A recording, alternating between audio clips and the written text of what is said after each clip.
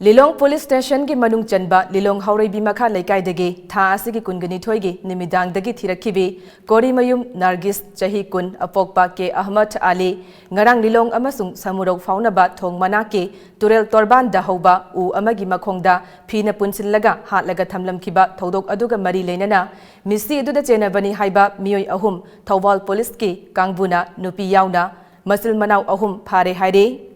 Farabasing adudi Lilong Haureibi Makha Leikai Konjildagi Jesham Chirajur Rahman Chahi Kungataret Apokpa Sesam Chiras Ahmad Mahaki Masal Nupi Jesham Mastara Chahi Kunguhumdoi Amade Manao Nipa Jesham Musa Chahi Kungamathoini Haire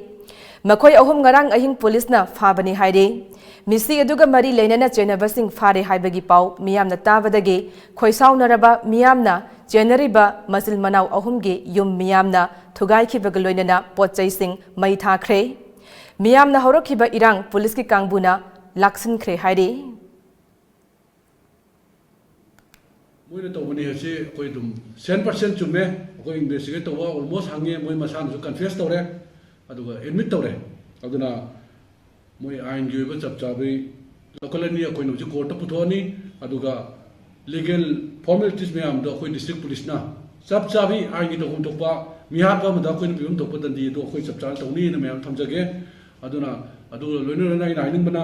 osai mayam na masri mob sabi dana adagi irang atopa kano tawbiganu aduga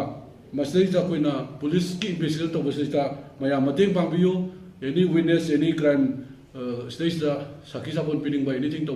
le su mayam na khoi da mateng pangbiyo mi hat asira chenariba mipung khudingmak athu matamda phagat piyo